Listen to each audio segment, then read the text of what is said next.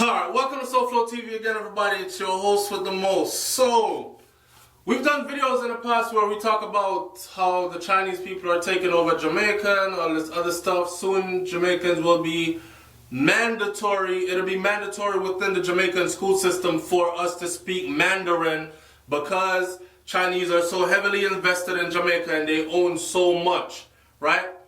Now, this video today, what I'm going to talk about is, let's discuss 5 points.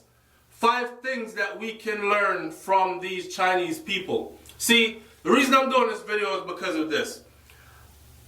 I've seen in the comment section before where people are talking about, oh, run out them nasty, dirty Chinese people out of our country and all these other stuff. Truth of the matter is, they're not going anywhere. They're there to stay. As long as there's business to be done there, and a profit to be made there, you will find China invested heavily in Jamaica, from tourism to whatever else they could get their hands on. Okay? Now, let's start off by talking about point number 1. Respect for cultural heritage and for each other. Alright. In light of all the killing and stuff that's been going on in Jamaica, if you look at Chinese society and the Chinese people on a whole, they're more unified people, right? They don't go around killing each other like we do, killing each other like dogs, like stray dogs, like we have no respect for life, like we have no respect for black life. Hence the reason why we have the murder rate in Jamaica looking so crazy at the moment, and majority of it is black people killing black people. When it all boils down to it, right? And I know somebody is going to say, yeah, but not all Jamaicans are black. Well, this video is for all the Jamaicans or the Caribbean people that have some African heritage then, of African descent. Some African blood in them somewhere, right? Most likely in the Caribbean, we classify you as black. So, respect for cultural heritage and each other. Let's not also forget the point that these Chinese people, they have never accepted anybody else's version of who God is. They still hold on to their ancient ways. So in today's society, they still worship in the way that their ancestors worshipped.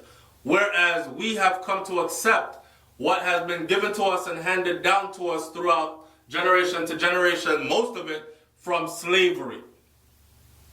So in other words then, we're still under the slave master's religion, and we're still practicing the slave master's way of worship and the slave master's views of what and who God is, which has become detrimental to us. Can you ever hear them say, yeah, pray and nothing not happen? And them say, pray like a harder, and you pray like a harder, and nothing still not happen. Of course, there are going to be people under the religious spell that are going to say, me knows that prayer changes things, because me pray to my Jesus and him work it out, and all this other stuff. But truth of the matter is, the praying thing not going to help, especially under the Jesus banner. It's not helping us, and one of the whippings that we're taking is because we've forgotten our ancestral lineage, our teachings from our ancestors, the ways they worship, we're under the spell of, right?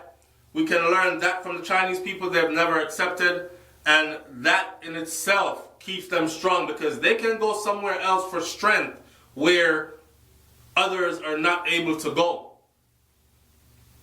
Number 2, each one, teach one. Share power with your own. Alright, so in our culture, we have this thing where we learn something, we don't want to teach it to anybody else. We want to show off on everybody else. Like, me know this, me know that, me know way more than you, my youth. Whereas Chinese people don't operate like that. How they operate is when they master something. That is why what they do, they send students to the United States of America and to places like what they call first world countries, like say the United Kingdom and the United States of America. They send them to the prominent universities in these countries, right? and they learn stuff like aeronautical engineering, and they learn everything else there is to learn, basically. And then at some point, they return to China, to what they call the kingdom. And they teach all this knowledge back to their own. You understand? Whereas we know we go far and we get a little degree somewhere and something we learn, and we big up our chest and we buff up ourselves and we say, yes, me have my degree in this, and me learn that, and me know this, but you're not teaching it back to any of your own. So there's no each one teach one for us. For us is we learn it and we take it and show off on everybody else. Whereas they learn it and they build a kingdom out of it. Get it? So that was number 2. Each one teach one. Marcus Garvey said that, and share power with your own.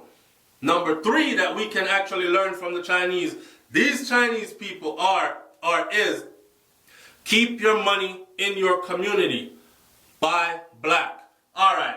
Or buy Jamaican. So, in other words then, or buy whatever country or island you come from. In other words then, Chinese people make sure that their hard-earned money stays within their own community.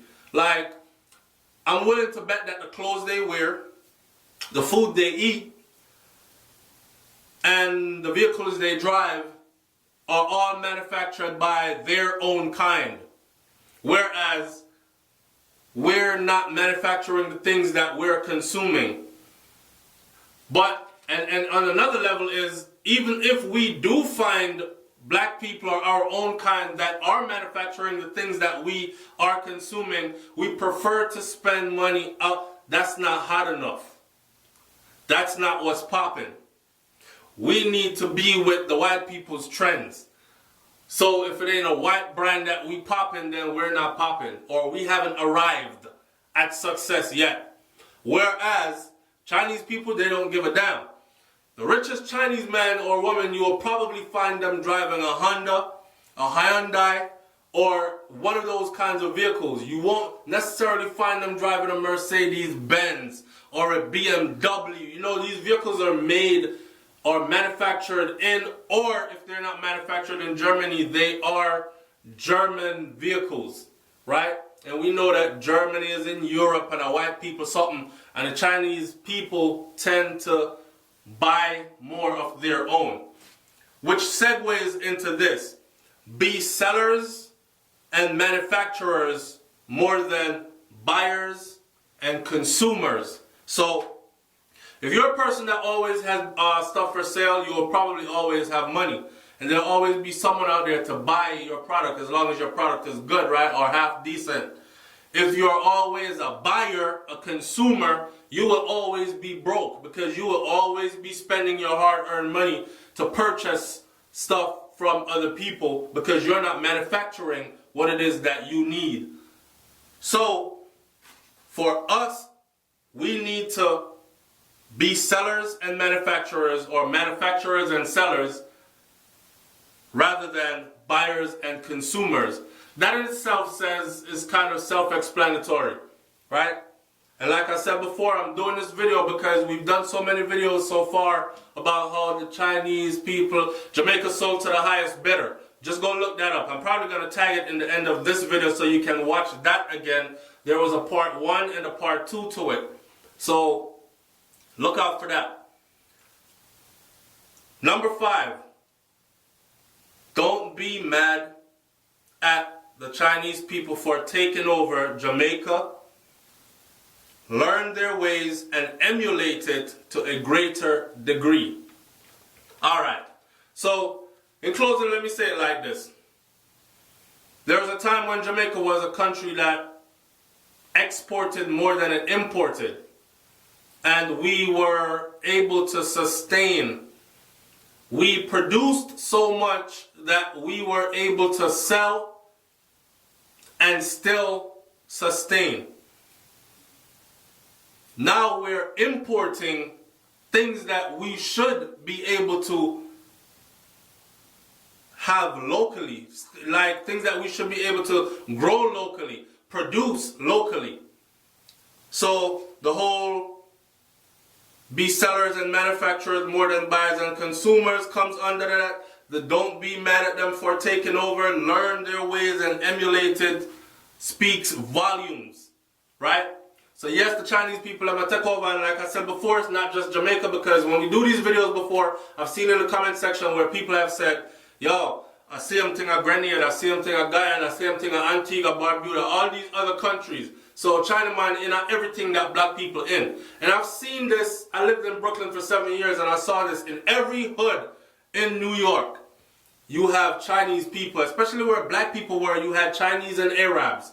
And black man owned nothing, but he bought everything from the Chinese and the Arabs. Tell me I'm lying. And now it's the same thing on a wider scale, because now, you know, we're spread out all across the Caribbean islands, right? And we know why we were spread out across the Caribbean islands to the degree that we have been. And a majority of us carry European names, like last names. That in itself tells a story. So these people are here and they're still making money off of us. And for some reason it seems like we can't get up out of the rut that we're in, and we continue to be the money mules for all these other people to send their children to universities and earn big degrees and build businesses and empires and nice houses and secure a future for their offsprings off of our backs. And it seems like we don't even care about it. Or we care about it, but it seems like we're not unified enough to actually put these plans into perspective.